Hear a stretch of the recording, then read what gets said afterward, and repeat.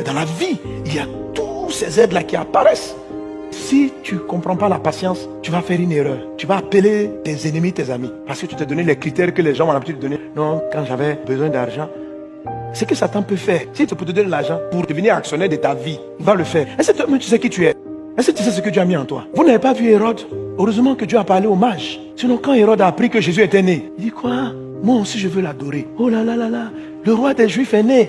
Oh, les mages, allez, quand vous partez le voir, venez me dire où il est. Moi-même, j'irai l'adorer. Les mages sont partis, ils ont donné beaucoup d'argent à Marie et à Joseph. Mais Dieu leur a dit, ne repartez pas voir ce monsieur. Pourtant, intellectuellement, ils auraient dû se dire, Joseph, ton fils, Dieu nous a dit que c'est le futur roi des Juifs. Et on a un contact au palais royal. Mais si l'enfant doit devenir roi, il faut qu'il marche dans les rois. Nous-mêmes, on croit que c'est Dieu même qui nous a envoyés là-bas.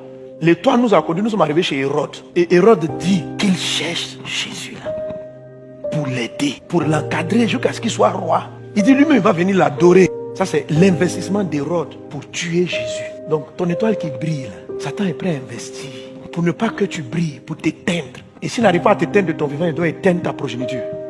Mais je déclare dans le nom de Jésus, non seulement tu vas réussir, mais tu vas laisser une descendance aux enfants de tes enfants et aux enfants de tes enfants. Tes ennemis cachés, voilés, ne te vaincront pas. Dieu va les révéler autour de toi et ton Dieu lui-même va les éloigner de ta vie. Tu entreras dans ta destinée, tu réaliseras ce que tu veux que tu réalises. Dieu m'a envoyé te prêcher, te prophétiser afin que tu ailles jusqu'au bout. Dieu m'a envoyé te prophétiser pendant que je déclare la parole du Seigneur. Je suis sous l'onction de la prophétie. Je vois comme une faucille qui rentre dans le champ de ta vie et qui vient dire, le temps de l'ivraie est manifesté, mon fils. J'éloigne de toi l'ivraie, je discerne l'ivraie et je plante de toi le blé pour te nourrir, pour t'encourager, pour te guider, pour ne pas que tu sois perdu, pour te maintenir sur la voie. Tu as besoin d'aide et je t'envoie les aides pour que tu réalises. Au nom de Jésus, attends-toi une visitation particulière de Dieu. Amen. Comment est-ce que tu facilites cela? D'abord, regarde Jésus lui-même. Jésus est notre modèle. Parce que regarde Jésus. Jésus a prêché il y a plus de 2000 et quelques ans.